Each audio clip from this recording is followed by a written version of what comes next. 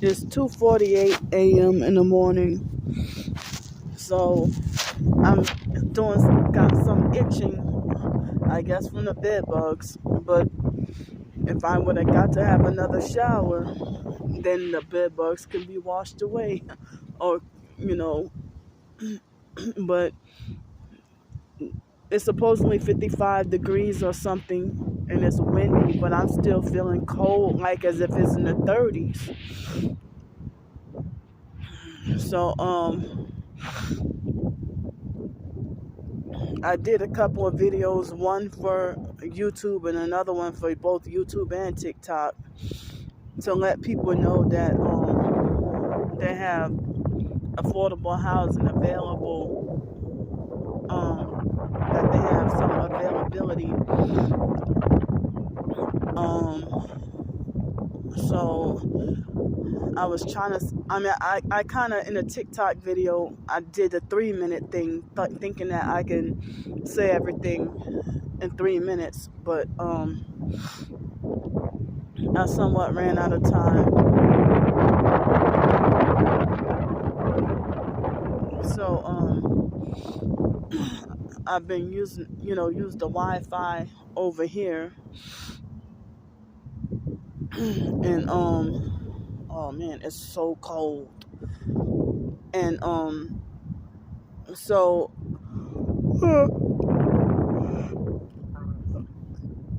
one thing I said, once I get stabilized, hopefully, because me trying to get stabilized and trying to get housing, the gang stalkers, if they don't successfully do it, then they at least make attempts at trying to stop, hinder, or sabotage, me getting housing. They successfully done it in the past, a couple of years ago in Pensacola. They kept on doing it. Excuse me. So trying to get housing, and I said this time I'm gonna try as best as I could to, once I can get housing, try to fight as much as I could to not let them make me back homeless again. I feel bad because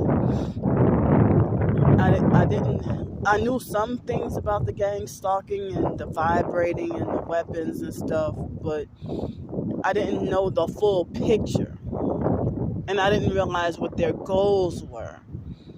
So I had some limited knowledge on my targeting and gang stalking, and they were killing me up in that apartment up in there when I was, trying to tell y'all a few videos ago. So,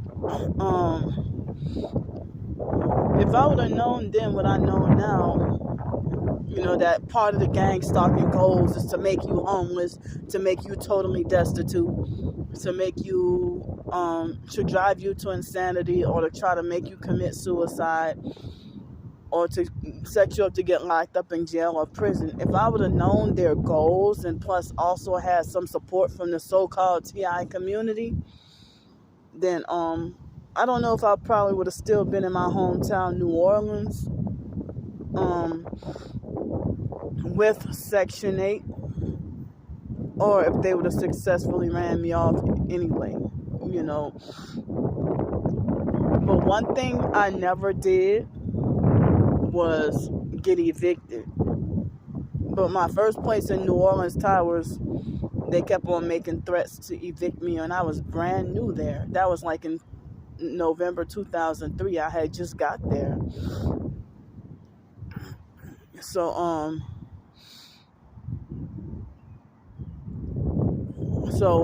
yeah, I need to try to fight tooth and nail to not let them make me, if I can succeed at obtaining housing, I need to try to fight tooth and nail to not let them make me back homeless again. But it's hard because, like, with the workplace mobbing or workplace bullying, it seemed like they successfully run me off from doggone jobs and stuff. When I have been trying to fight to stay on the job and stay working, or try to stay as long as possible, and if they can't get me to quit, then they'll make up a lie or an excuse to justify wrongfully firing me. And so I even filled out more applications, a few hours ago, I think, on both Indeed and Craigslist. So I thought I was gonna successfully get to fall asleep, but it's too cold and windy. And then they had a man who passed by here on a bike, and he screwed me really bad. So now it's like I'm trying to stay awake and hyper vigilant, but it's too cold for me to fall asleep. It feels so cold that no way in hell is it 50 something degrees. It feels like at least 40. So yeah, I mean, I don't even know. I'm trying. I would like to try as best as I could to not let them make me back homeless again. That they forced me to have to break my lease and stuff like that more than once. But I mean, when I was living in Jefferson,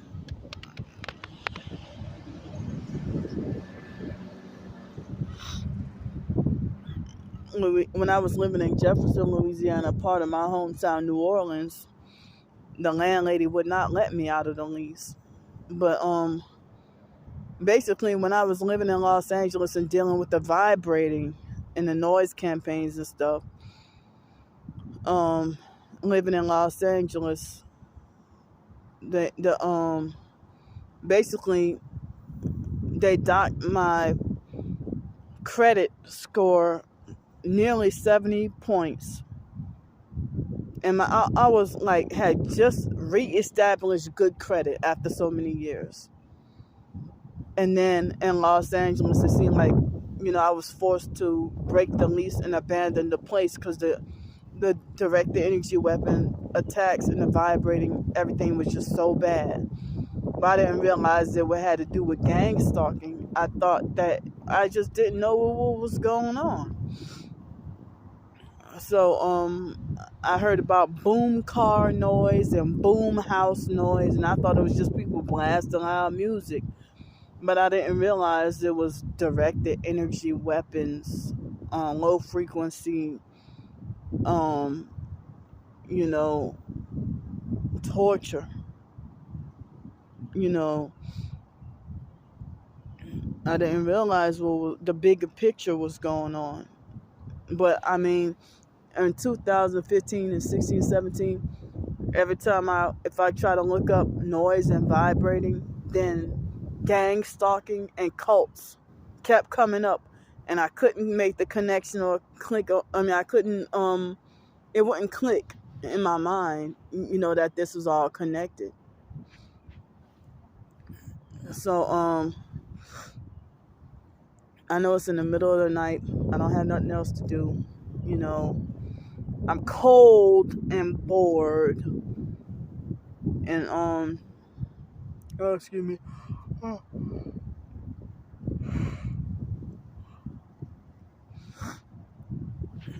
But yeah, I mean, so I need to fight to not let them, excuse me. I try to not let them run me off, and to keep, I guess keep documenting everything, because I mean I don't know, because people used to be like, they used to fault me for being at places where they try to say, well, before you go to a place, you make sure you check the place out at night and see how quiet it is or see how noisy it is or whatever. Well, I did that, and the place would be quiet.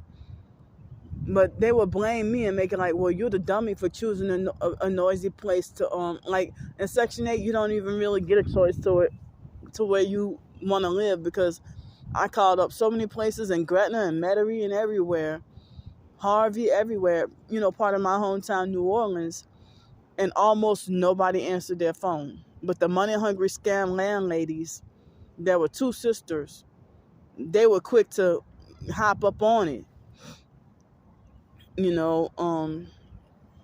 so, and then they, one of them was more honest than the other, but the other one was like a money-hungry, greedy scammer, and it seemed like I was forced to have to break the lease because she cheated and scammed on my Section 8 and then forced me to have to pay $500 or something, and what I couldn't afford.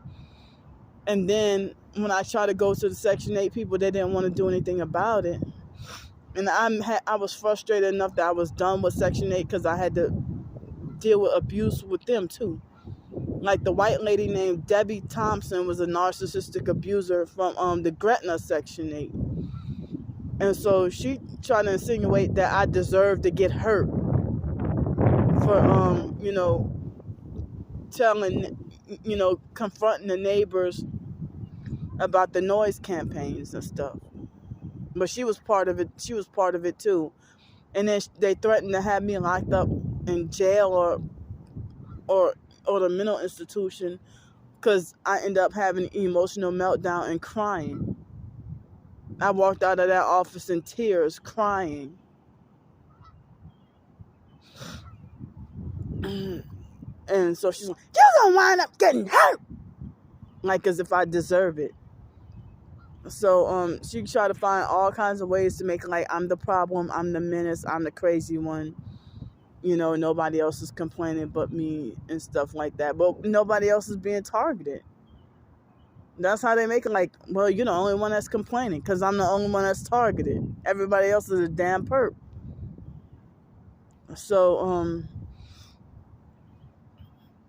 So people used to be like, well, make sure you go to the place at night and see if it's quiet or see if it's noisy or whatever.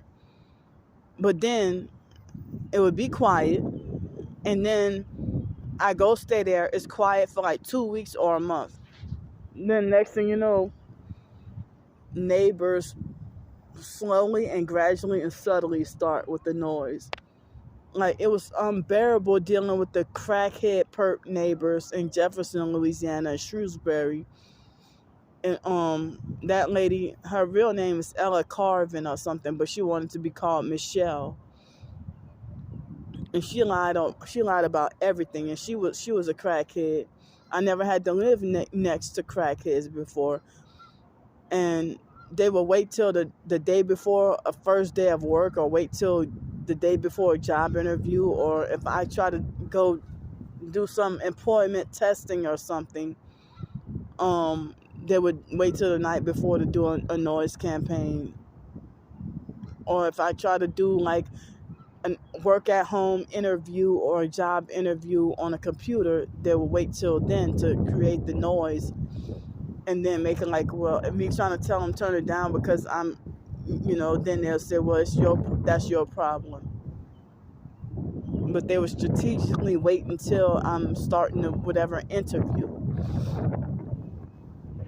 or a job task that requires for me to do something. Or like if I had to do like a part of the applications to do like a video sample of something, they will strategically wait until I'm doing it and disrupt my video when the job will require for me to be in some place that's totally quiet. So And then it's scary that neighbors deliberately wait till 2 or 3 o'clock in the morning and have loud TV or loud music, and then on purpose to make me have to confront them, and then they make it like as if I'm being unreasonable by asking them to turn their music down at 3 o'clock in the morning, or that they rev their truck up at precisely 3:15 a.m. Rev up the loud truck. And I'm like, this is freaking senseless. I didn't realize that they were perps. And so they had to have been hitting me with direct energy weapons, bad enough that I had to go to the emergency room and stuff.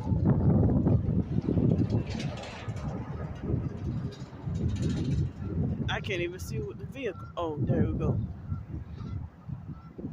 Oh, no, that's a doggone ambulance. See, I was just talking about having to go to the emergency room, and then there's an ambulance that casually passed by. So but yeah, they tried to make a few raindrops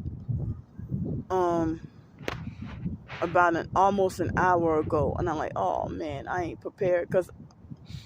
But I mean, if I were to get a place, see, ooh, they brighten their lights so bright over across the river. If I were to, and they're making, as soon as I put the camera on them, they make a U-turn. So now they made me distract me from what I was trying to say. Damn, I forgot what I forgot what I was gonna say. But oh yeah, as soon as I try to talk about the ambulance, I mean the emergency room, that's when the ambulance casually passed by. I forgot what else I was trying to say. But I'm worried, I'ma say it again, that I'm trying to get help with money for food. I can go get breakfast for $8, but of course, if a person were to donate $8, then they'd take out a fee and it'd be less than $8. And then I could eat breakfast for $8, but I don't have $8. I don't even think I have $5. I don't think I even have $5. I don't even think I have $4. So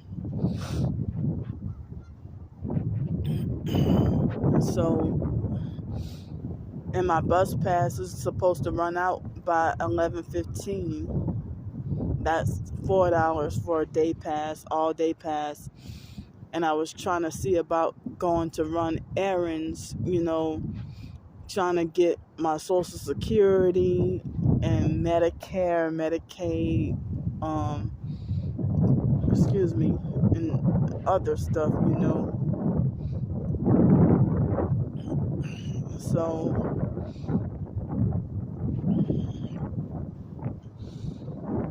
yeah, it's really scary. And then it seemed like here, as I said, here in Cincinnati, less people are willing to help.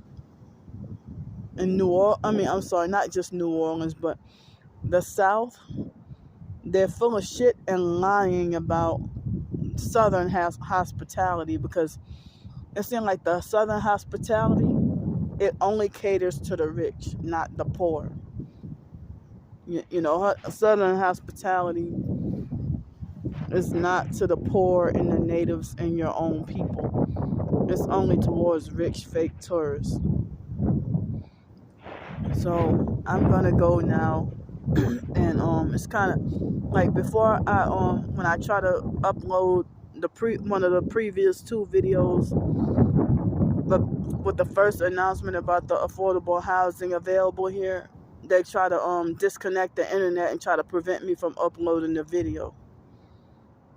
But it took a while and it took a struggle for me to get that connection back and get to upload the video.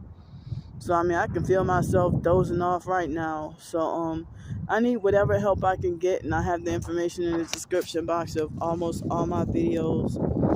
So I'll see y'all in a while.